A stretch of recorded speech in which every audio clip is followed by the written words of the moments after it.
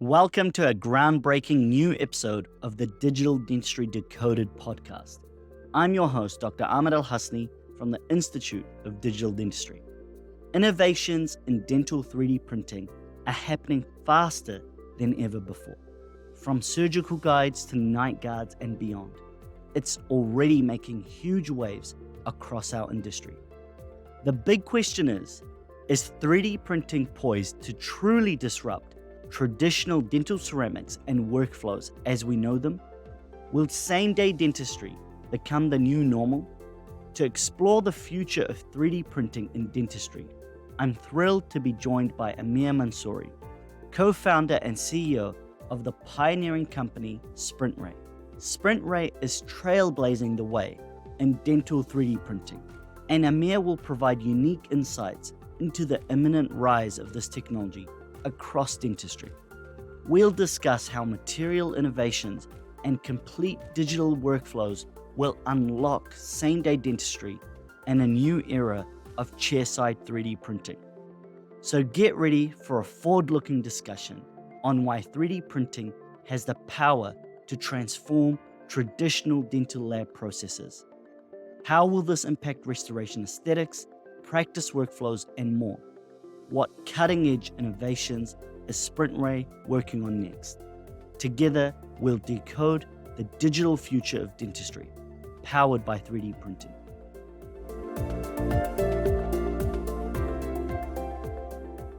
I am super excited to have an amazing guest on the podcast today. Amir Mansouri, welcome, my friend. How are you doing?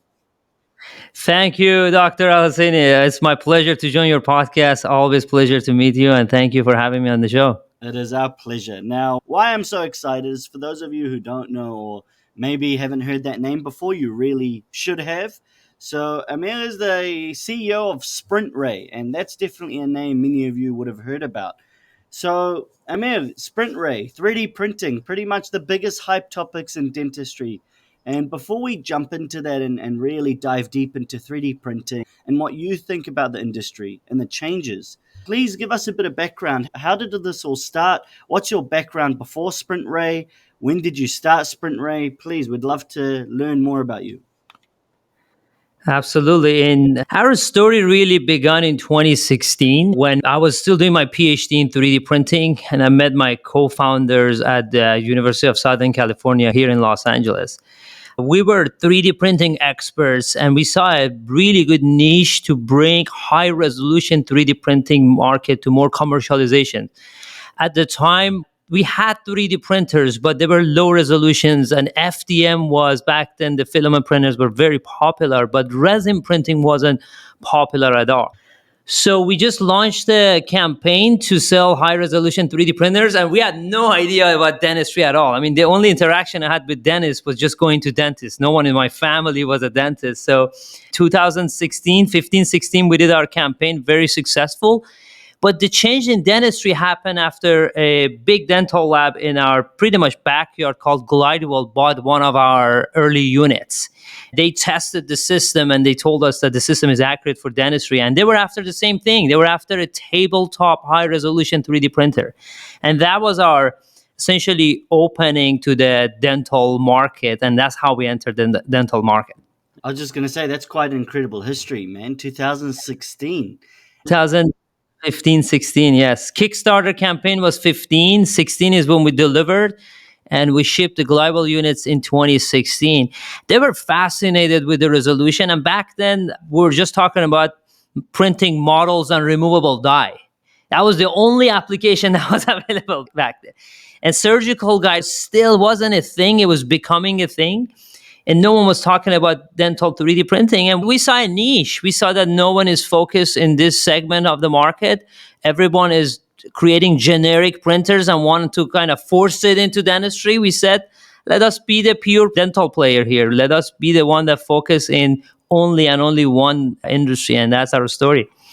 That's incredible, man. And for those that don't know, a lot of 3D printers, like Amir just mentioned, are not actually made for dentists. They're actually designed mainly for jewelry and these other industries. And then it's like dentistry is kind of the second thought.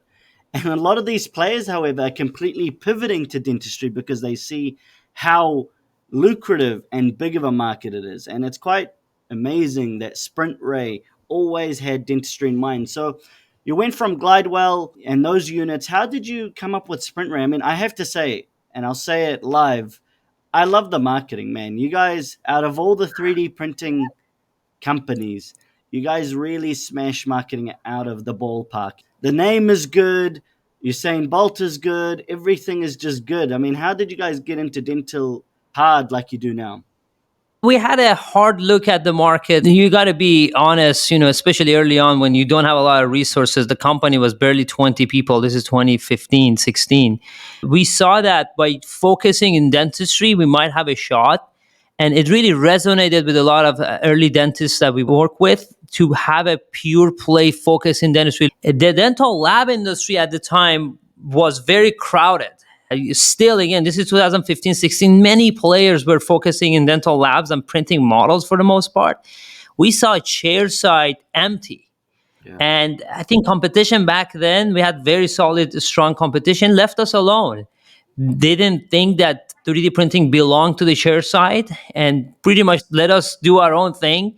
And we started to develop what really at this point is very obvious. Oh, you need workflow, you need wash, you need cure. Believe it, I mean, you've been in the industry long. 2016, when we started, competition was suggesting buckets and put IPA and brush models, buy these nail salon cure boxes to cure dental models in a class 2 medical devices, basically in a dental environment. So we changed all of that. We came up with a very easy to use workflow to help. For the most part, dental staff is not the dental clinicians, it's not the doctors who are using the machine. We learned that this technology has to be friendly to the dental staff, otherwise it's not going to get utilized. So we solved problems, we made it easier and easier to use, and we're going to get into the material game. But that was our entry.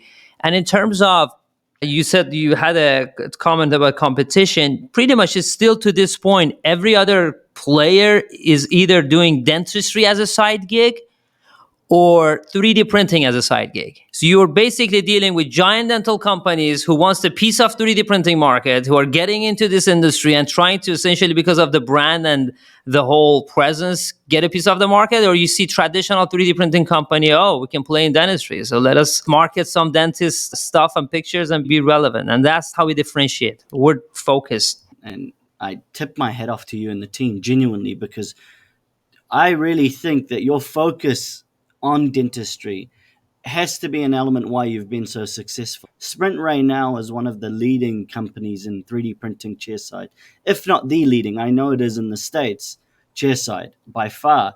It's funny, you mentioned a lot of things that are so obvious now, like, oh, we need a workflow.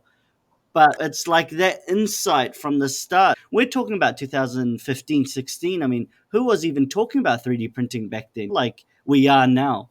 And that's what I want to get to as well. So, from those early years, what have you seen that's kind of excited you about the industry? Now we're in 2023. I feel like the industry has completely just blown up, especially in the past 2, 3 years. There's so many hype and people talking about printing and wanting to get into printing, especially chairside. And what are some of your insights about that, what you've seen and observed over the years? So 3 things that at the 2016, we put our bet into this industry based on 3 principles, or more like 3 factors. And I want to talk about that. Then I want to talk about what I see in the industry and what's going to happen in the future. So when you look at 3D printing, there's a promise of mass customization that essentially is amazing for 3D printing.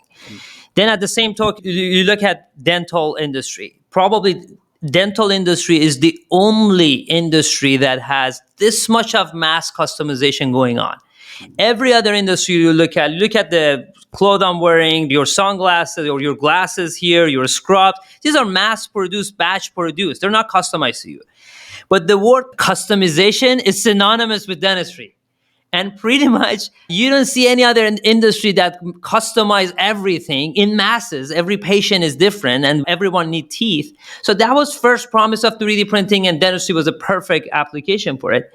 The second one is localization. That was a big bet for us. In 2017, we said Appliances should be manufactured next to the chair. It's just more efficient, more control, cost saving, a lot of new opportunities open up. And at the time, it was not a real, it was just a vision because applications were limited. And over years, so many applications develop, and now it makes sense to have it. But back then, again, same thing. Localization is a perfect promise of 3D printing.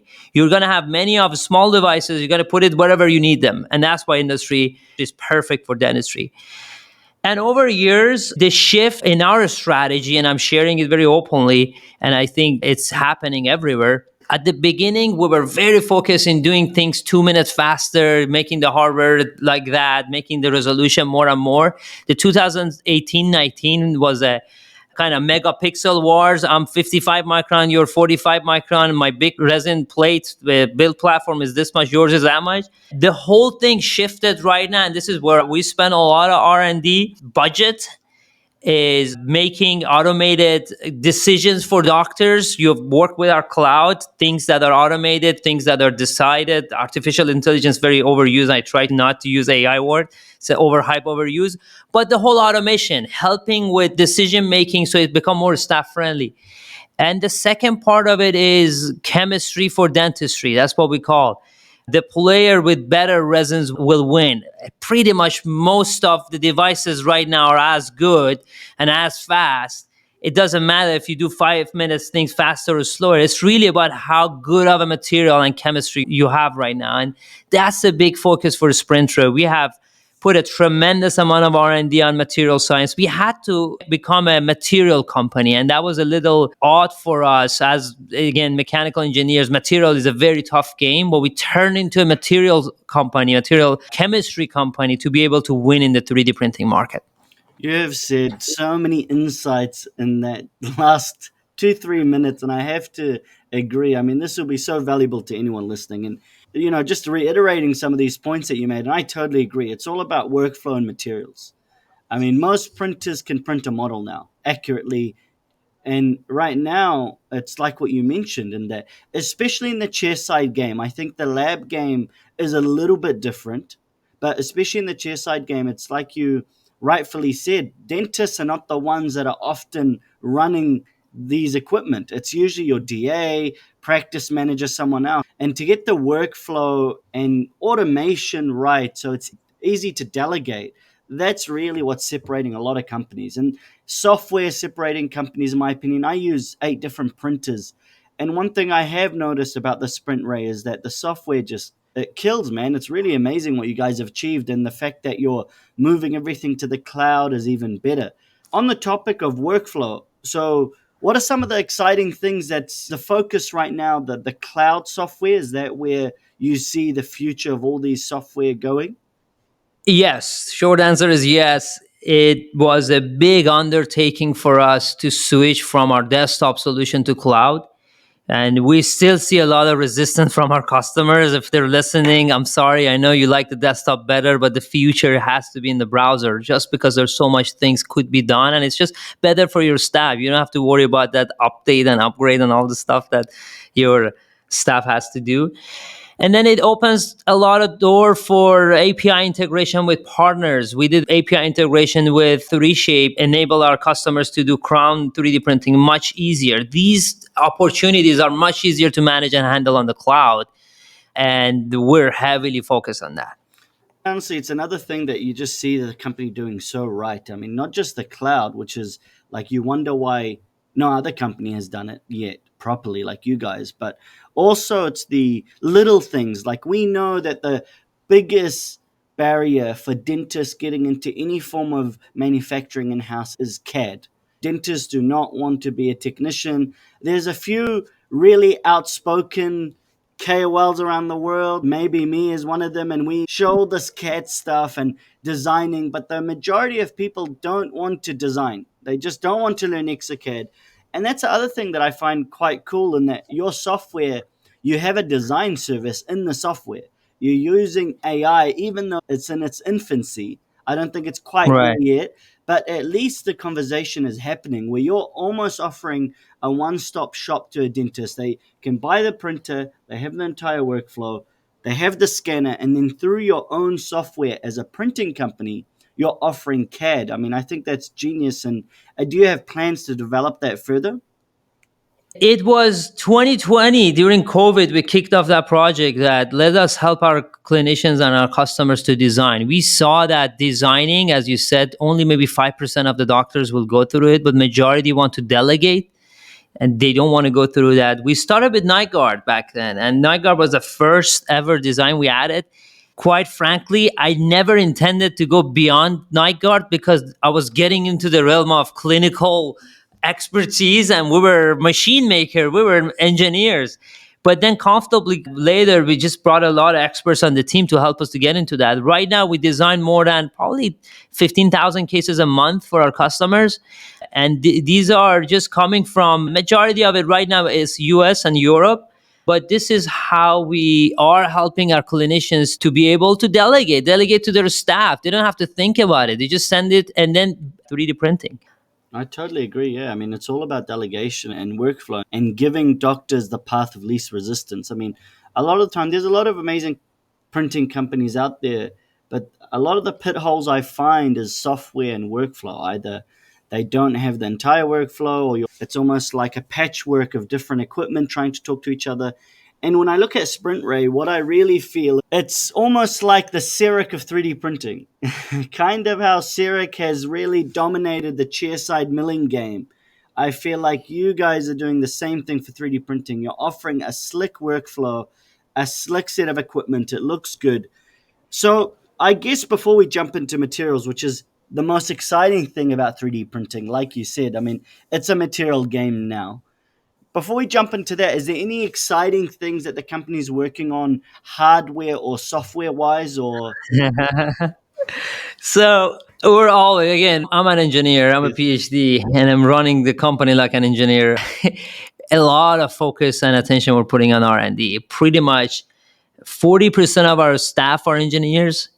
That's pretty much about out of every 10 people at SprintRay. We're about 500 people globally. Then about, you can imagine, about 200 of them are engineers. And these are crafting the future. And no one is investing in R&D for chairside 3D printing like us.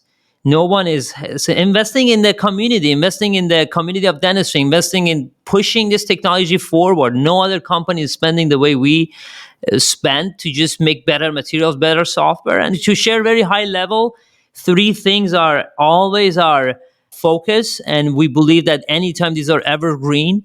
Yes, we are working on future printers. That's the anchor product that has to get better and better over time. And to me, printers has to become what I call microwave easy. You just put it in the microwave, press the button, come back. You use with printers, it's not there. There is a checklist of items that you got to be mindful of. You have to do some tinkering around, and it breaks my heart that it's still after this many years they're in that state. We're heavily focusing on that. When every products that we make, we solve 2, 3, 4, 5 issues to be able to help clinicians. Very simple things to put sensors everywhere, put a heater in the tank and heater in the platform to make sure that things are being warmed up better so clinicians don't have to go through room temperature issues. It's so many things. And by the way, we patented all of that. Just saying that to my competition if they want to copy that. So you guys know. Hardware has to become easier. Yeah. I'm not happy where the current technology across is, and we're pushing to make that easier, and then future products will do it. Microwave easy is the goal. Microwave easy. I use that in every presentation that I go, but when they ask me, it has to become microwave easy. We made it microwave fast. Our crown kit, you work with it, and you go get a coffee, come back, you got a crown out of it, but it's still getting it to use as much as we're investing. We need more work to do. The second one is we talked about it, software and automation, doing things smarter, faster, making decisions on behalf of our clinicians and on behalf of the staff to make things delegatable, comfortably, reliably, and predictably. That's another big element that we're working on. So you got to be seeing more and more cloud, more and more automation functionalities, more AI coming out. The next one is resin. Everything is resin. So we don't slow down in terms of the type of materials, either from new indications and appliances or better version of what was existing. So we just launched our denture resin in the US. It's going to be available in Europe hopefully next year. In New Zealand, Was maybe in 10 years. No, New Zealand is actually a lot easier than a lot of other regions. It's in our strategic roadmap for next year, Australia, New Zealand. We definitely will have a stronger presence. And people come to us, we need your Onyx resin, we need your ceramic resin. When do you get it in Canada? When do you get it in New Zealand? We're heavily working on that. And to be able to do 3D printing of ceramics, you touched it at the beginning. We are heavily researching. We believe that it can be done. Right now, we're doing ceramic resin, 55% radio opaque field ceramic. Is stronger than enamel. The fracture toughness is as good as ceramics in the market. But again, we're not sitting down. We're doing more R&D on those. So, okay, before we get into the materials game, which I really want to get into, you've seen a big shift, obviously, in dentistry now that everyone's talking Right. about printing. Do you see a future where it's going to be as common as a dental chair? When you open your practice, a printer goes in on day one? Or what are some of the main barriers? I mean, apart from what you mentioned, is it still cost? Is it still a lack of understanding? It's a very, very good point, and I think it is already happening. You see a lot of new clinics, younger generations fresh out of college or after a few years of experience opening up their own office. They start with 3D printing. We have a local doctor here actually open up his office after working a couple of years there as an associate. He started with 3D printing. When I started, 3D printing in the dental chairside traction was probably 1% of the market, and only the geeks were buying it to print and have fun. Right now, ADA reports 17% of the market has Wow. adopted in the US 3D printing. I think it's a matter of time that doctors will have not even one, two, one dedicated to your restorative, the other one to other models, and as well as your night guards and aligners. We're going to be seeing those. I think it's more than a tool that it helps them to do their job better. It's a great marketing tool. We see doctors getting a lot of relevance and a lot of differentiation compared to the next door dentist because they're 3D printing. Just think about it.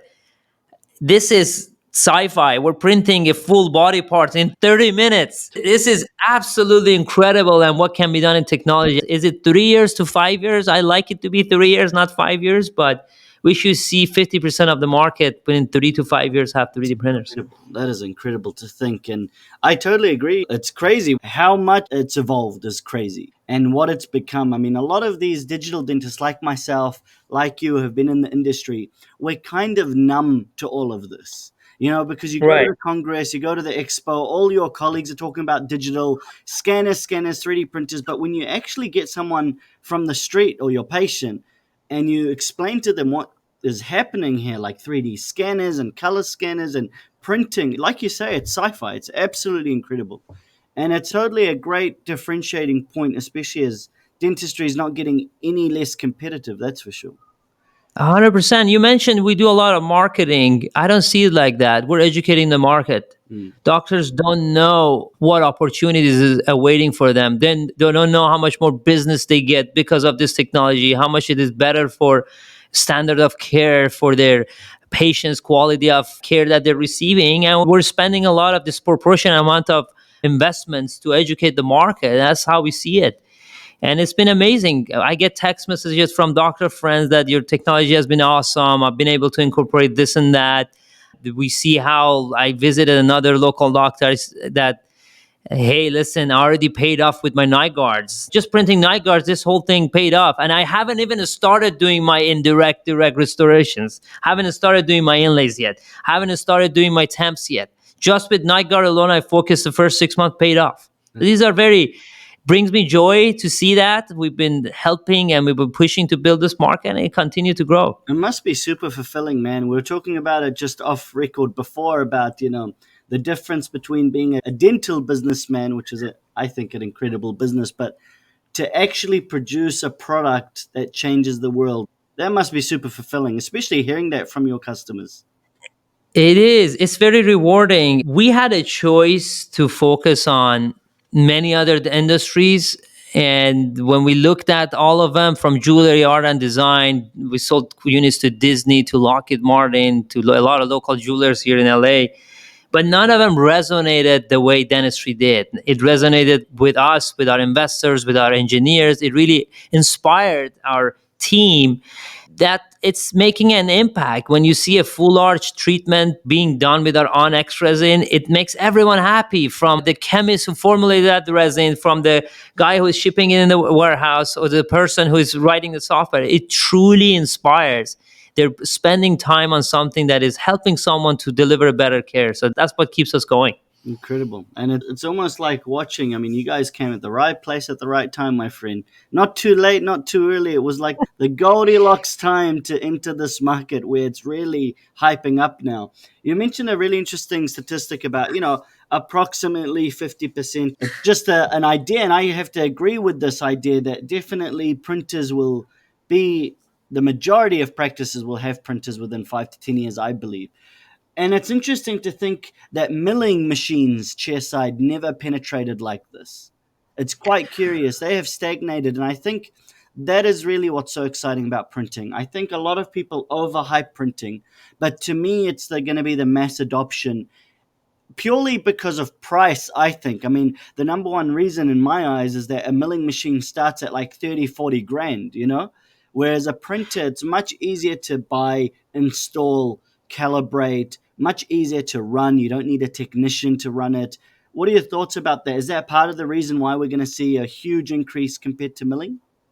You're absolutely right about price. Definitely, the startup cost is a big entry barrier for a lot of dental professionals to get into this. And just starting cost effectively is very, very important.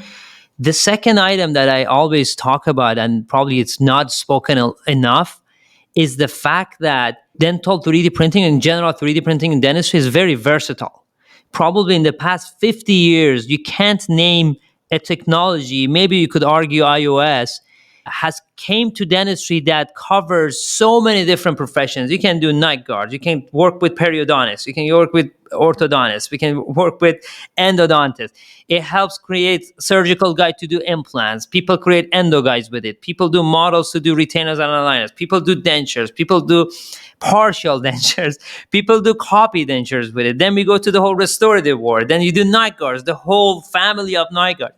This versatility of so many things that doctors can do with it, yes, it's overwhelming for a doctor to start, but at the same time, it's something for everyone in there. It's And that's why powerful. another reason that I think milling hit a wall of 15-20% adoption after 20 years. Right now, this is, I think, 15 to 18% is where the milling is because milling is one trick pony, what I call. There's only one thing, and not everyone want to do it chairside because the lab is always cheaper and the lab is always do it more conveniently.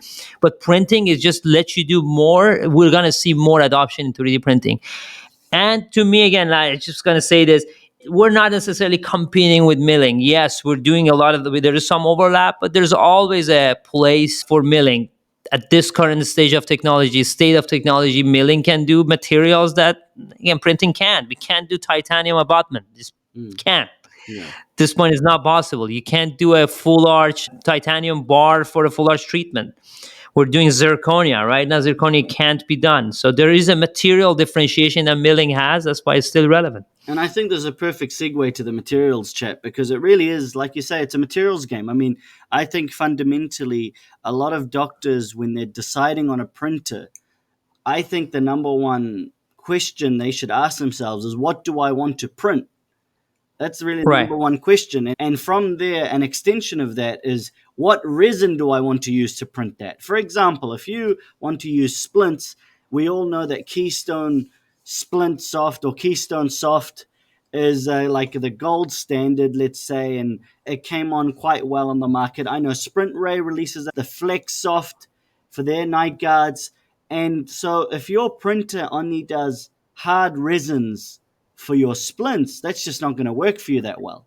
And that's why the materials are so important. And the interesting thing to me about milling is that they've had 20 years plus of advancements in milling. The first zirconias we used to mill were ugly as Yep. heck, and now they're beautiful. It's hard to beat something that's had so many years of R&D, but it's not to say printing may not get there.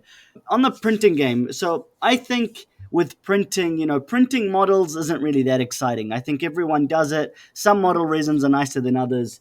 Printing surgical guides, again, That was the first application we had. That was sexy in 2017. At this exactly. point, again, no one It's cares. done. Yeah, it's done. It's a necessity. A lot of people use it, but it doesn't inspire everyone. Only what 15% of the industry place implant at this point, or 20%. And out of those 20%, a lot of them are great with their hands. They don't need surgical guide. It's very limited application. Surgical guide is great tool to get us started, get comfortable, but it's again doesn't excite. So Go that ahead. brings us to really the exciting stuff in printing, I think, and the most hype, especially chairside. Maybe not lab. I think some of the lab technicians look at the dentists and they're like, why are they so excited about this stuff? But chairside, it's really about what you can deliver to the patient. So that's splints Right. and restorations. Splints, I think it's basically done now. I know there's some advancements coming. Any comments about splint resins? I mean, we want to get into restorations, but splints, is Right. it done? Is it as good as it's going to be, or is there something in the pipeline? Yeah, I mean, you mentioned Keystone, great company. We've had a great partnership over the years with the team Keystone, and they definitely started with the Key Splint Soft. Yeah, And then later we optimized our own materials, which was the Niagara Flex. You haven't used it yet, right? yeah, I have. We really optimize it on our ecosystem because we believe chemistry is very important, but has to be completely coordinated with the hardware and software. Just like Steve Jobs said it, if you want the best software, you have to make your own hardware. This is a very similar story that typically from our experience, what we learned is when you formulate a resin for one ecosystem, you get the utmost accuracy and strength rather than formulating something that works on everything. This is a different approach that we have that I highly recommend for you. Again, our system is open, is validated with Keystone, but we highly recommend ours because it's formulated for that platform. So in terms of what's next, I think we still need faster printing. You see with Keystone, it's probably very slow to print. We solved that problem with ours and it's going to make it faster too. The properties, there is more work to do. I think there's more work to make it more comfortable, some hard soft combination, different colors. I think we're going to get into some variety of colors coming in. We are blue, clear. We get pretty much 50-50 on the shades. People ask for it. But yeah, in terms of material, I would say it's not going to be groundbreaking. It's going to be 10 incremental improvement over the next, 4 or 5 years. Maybe we see more improvements and innovations in the design part of the splint rather than the material. That for sure I can tell you. That would be exciting. Where we could easily just delegate that and start to create a production facility for splints in house. Correct. Let's talk about restoratives. Let's get into restorations. We've been waiting this whole time. Okay, so restorations, your company by far, by a large margin, spearheaded chairside crowns. I don't think there's a single company that has even attempted as hard and as fast to do chairside crowns as your company and really made the whole shift. I mean, before no one even talked about it. And then all of a sudden, in the past 2 years, you guys have done an incredible job. So I guess the first thing is I talk to a lot of CEOs and co-founders of big companies, Dent Supply, Formlab. So what are your thoughts? Do you really see a future where printing restorations is preferred over a ceramic, like a milled ceramic? Or is it still going to be kind of the direct composite replacement or long term temp? Do you really see the material will get to the point where it replaces it? And I don't mean from a strength point of view. To me, when I print my resin crowns with onyx or ceramic crown, it's just the opacity, and it's just the shine. Even though you paint some glaze on it and cure it, the shine and the aesthetics just are hard to match ceramics, which are furnaced and glazed. What are your thoughts? I agree with you. I agree with you from a standpoint of zirconia and glass, been in the dental restoration world for the past probably 2 decades. So we don't necessarily position ourselves to compete. And strength wise, again, the zirconia is much higher. And then opacity wise and all this stuff, aesthetic wise, they're still ahead of us. But you just mentioned it a few minutes earlier. This is generation one. Mm, So rest assured that we're not sitting still. yeah. Those glaze and opacities are being addressed. From a standpoint of performance speaking, we have fracture toughness that is comparable with popular glass. We have, again, a strength that is more than enamel. It's at this point, it's a matter of time and data to be accepted as a solution for crowns. I think it just take a couple of years. There is 20 years of goodwill for glass and zirconia in front of us combined, probably, or maybe more combined. But from a standpoint of initial investment costs, as you said, and the versatility of technology naturally push people to try these. And once there is enough good data around it to be accepted and be used. Chairside milling, got stuck at 15-20%, hasn't grown that much since then. Startup costs, we talked about it, it's just probably half of, on a very premium 3D printing solution, you're getting half of what a milling is. So because of all of those combinations, we're going to see a shift. I think we're just lacking data. We have amazing materials. Early results are amazing. But hey, the longest crown we had in the mouth is a year and a half old. Yeah. So there's no way to Mid be able time. to convince people. That's on a full coverage crown. When you come into indirect directs, it's just no brainer. Who wants those, what do you guys call it, the matrix band and seal everything? Who wants to go through 30 minutes of setup? Yeah. Who wants to go spend so much time packing composite there and molding it and come up with a horrible biomimetic? I mean, no one wants to do it. For that application, printing just wins because it's just super easy and delegatable. Mm. You don't need to seal anything. You print it, you cure it, you put it in the mouth, you cement it. You just prep and walk and delegate it to assistant. Do you think we make it seem too simple though? Like once someone actually sees the printing process, they get a better understanding of what the process takes? Because I hear what you're saying, and I love printing as much as the next guy. But still, compared to some dentists who may think, I'll just put composite in there, compare that to having to design, which again, I don't think is there yet to be automated, and the vast majority of dentists will not use Exocad. They just So don't. yeah, no, I hear you on that. We And still so don't have a good solution for it. that needs to be solved. And then the other solution is kind of like what you said so eloquently, is like it needs to be microwave easy, and it's not there. Like it's pretty easy, but you still, once you watch the process to make an inlay, you still have to print it, change the tray, wash it, cure it, cut the sprues off. And when you compare that to doing a single filling, maybe if we're doing a quadrant of fillings, that looks good, or it looks great for Instagram. But when you're comparing it to a single filling, do you really think the average doctor will adopt this for a single filling?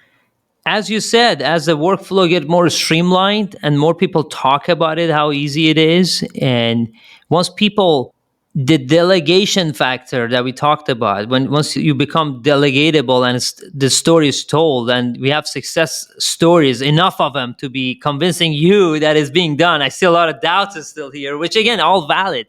Still, design of it is an exocat. We don't have a solution today, but hey, let it be a leaking things. Solutions will be coming. The whole process is still, that's why we made the whole full crown kit. I don't know if you received crown kit yet from us or not, just to make it easier. And I agree with you, still not there. We're still in 10-15% adoption rate, and as things get easier, it has to happen chairside. The indirect direct has to happen through staff. But again, the workflow got to get more streamlined. 100% agree with you. And you say, with the material science, you have no doubt in your mind, without getting too into the details, you have no doubt in your mind that printing crowns, long-term crowns, we just need the data, we just need the years of, proof that these crowns last. But you see with the science that it's just going to keep improving. And in your mind, printing chairside crowns or restoration will be the gold standard in some day? It's doctors want predictability and repeatability. We have repeatability essentially dialed in. Predictability is a matter of data and time. When you look at restorations, you have a material that wears slower than enamel. You have a material that is stronger than enamel. You have a material that has a fracture toughness that is better than enamel and close to ceramic. And then the issues with the previously essentially hybrid materials were the fact that, the bonding wasn't as strong and the whole thing was coming loose. That one is addressed. Issues with Lava Ultima that everyone talks about was a very low flexural modulus. Those things are addressed. Again, the early results is probably a year and a half old at this point, looking good. I think it will be a viable solution next to ceramics, pure ceramics, next to zirconia. I don't think it will beat Emax necessarily. It's just a delusional to think like that. That material is a gold standard of dentistry. No one wants to beat that. It's a complementary sitting next to it for people who wanted to start chairside, but they don't want to. Essentially, they don't want to send it too loud. They want to do chairside. They don't want to get milling. So we get those covered. And as we have more data and doctors accept the predictability and repeatability of it, I think it will become a standard solution. I love how you put it. What do you care? Fracture toughness, where doesn't debond? These three things, if it's addressed by data, we have simulation, but if addressed by data, then it's a matter of time. In aesthetics, and I feel like a big thing that also needs to improve, in my opinion, is currently we all use kind of composite staining kits on these printables. We need like a printable solution for these staining kits and the glazes, something that will wear properly, something that looks quite aesthetic, kind of like how much development we had in ceramics, like Mio system and all these stains and glazes. That needs to come on board for the aesthetic side. That is missing, and we are missing shades. We're missing multi-translucency solutions right now. Again, our catalogs is just one translucency, 3 shades. Technically, we need 3 translucency, 16 shades. I think all of them. But then the whole technology architecture right now is a little difficult to carry. Can you imagine carrying 16 different resin tanks? That's the trick. It's impossible. Much harder than 16 blocks of material. It's much harder than 16 blocks. 16 blocks is one cabinet, but 16 resin tanks, 16 platforms. We're dealing a little bit with that issue of architectural printing that is not designed for dentistry yet. And again, these are all the dimensions of innovation we're working on in the future, that we're solving these in the future, make it easier for you to switch things and doesn't take a lot of space, and you have multiple choices of translucency. Exciting all legitimate points. Exciting times ahead. I mean, so for the printing technology, do you see in dentistry the resin printing is going to be the leader? Like FDM didn't really take off, really. Filament printing didn't take off. You've got the kind of polyjet. Do you think resin printing is probably going to be the thing? I have an eye on polyjet, which is technically same resin. It's just reverse of what we do. From a standpoint of how well these layers weld to each other, I think no other technology can achieve that better than stereolithography, the way we do resin 3D printing. I see the next couple of years, at least the next 5 years, if I can predict here, or I see trends. It's hard to predict, but it's easy to see trends. Yeah. It's going to stay like that, and the printers are going to become much easier to use, much more specialized for dentistry. From a filaments materials are brilliant. You can do pretty much any materials, but the way they're doing it, the way it's just takes so much time. I have to ask, you mentioned you see some trends in dentistry just as we wrap up, and I'm sure many of us would love to be in your brain and see those trends as well. What are some of those trends that really briefly that you're seeing in dentistry? How do you think dentistry is going to change in the next 5 years? What are those trends that you're seeing? From a printing standpoint or in general? Printing and in general, let's say. Printing, I see a lot of polygets becoming more and more, multi-material printing becoming more and more accessible. We're seeing great solutions out there, letting us, essentially making us to think about doing multi-material too. That's, I think, what's going to happen. I've seen volumetric was very hyped 4 years ago, 5 years ago, doing the whole arch in one shot and hologram it. I haven't seen that picking up. And every time we looked at it, at least, again, with our engineering brain, it became too slow, too complicated to get it done. I don't personally think volumetric will pick up. Again, it's just pure prediction. And again, we go back to materials. Materials are going to see significant order of magnitude improvement in terms of performance, aesthetics, availability, ease of use. Dentistry, from what I see, more and more consolidation and more shifting from family dentistry, one doctor down the street, going more to more dental services organization. That shift is happening very, very fast. Efficiencies and technology, as you know, to be able to do things differently, staying relevant compared to your doctor next door is as important as it used to be. It's probably more important right now. And even a lot of doctors think of selling at some point to a DSO or starting another type of practice.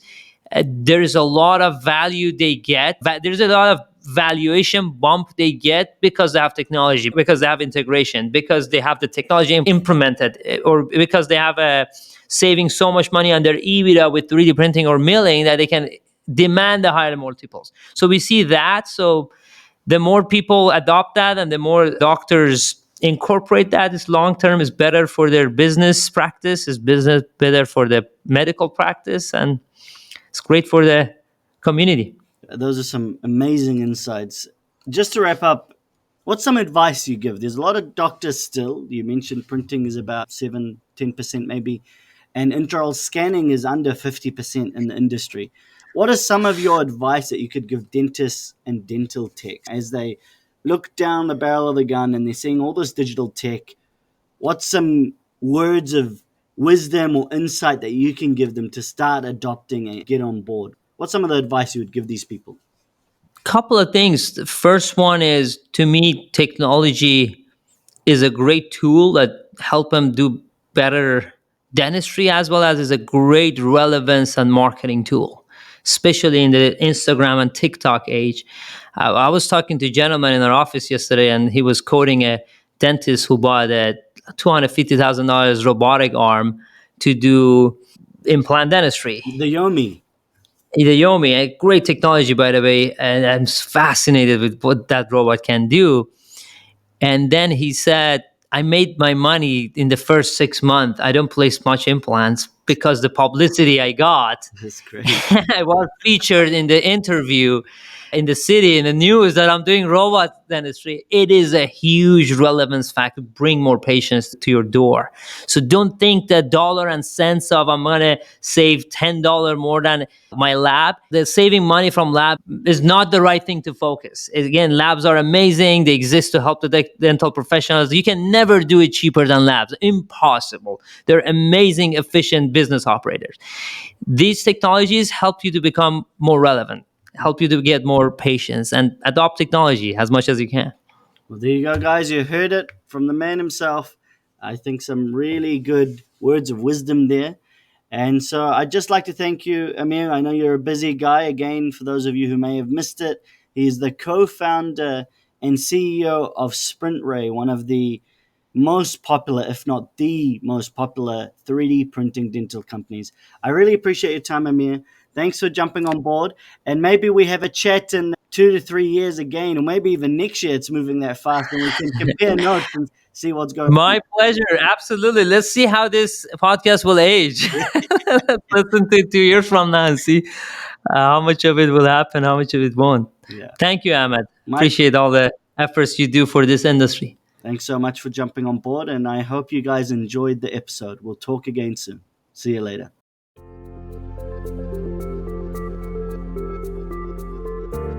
Coming up next on the Digital Dentistry Decoded podcast, we'll go in depth with digital dentistry pioneer Alex Sanders, founder of Diagnocat, an AI technology company that is transforming diagnostics and patient care. Harnessing advanced artificial intelligence, Diagnocat automatically analyzes dental images and generates accurate reports, detecting over 35 conditions on 2D X-rays in just seconds and over 60 conditions on 3D CBCT scans. This reduces errors, provides critical insights, and builds patient trust. Alex shares his journey of identifying a major pain point with dental diagnostics and partnering with engineers to build a solution. We discuss the accelerating adoption of AI, common misconceptions, and his vision for pushing the boundaries of what's possible with this technology. Alex also explains how Diagnocat aims to tackle the shocking reality that only 10% of patient dental issues are adequately addressed today due to gaps in diagnosis and care delivery. Tune in to hear this exclusive fireside chat with an innovator who is redefining dental diagnostics with AI. That's it for this week's episode of Digital Dentistry Decoded. Thanks so much for listening, and thank you for Amir Mansouri for joining me today. If you enjoyed the show, please remember to rate and review us wherever you get your podcasts. Be sure to sign up to our free digital dentistry courses at instituteofdigitaldentistry.com and follow us in your favorite podcast app so you can listen to our next episode. The digital dentistry revolution continues, and we're here to help you stay at the forefront. You've been listening to the Digital Dentistry Decoded podcast. I'm Dr. Ahmad Al-Hassiny, helping you stay ahead of the curve in the dynamic world of digital dentistry. Thanks for listening.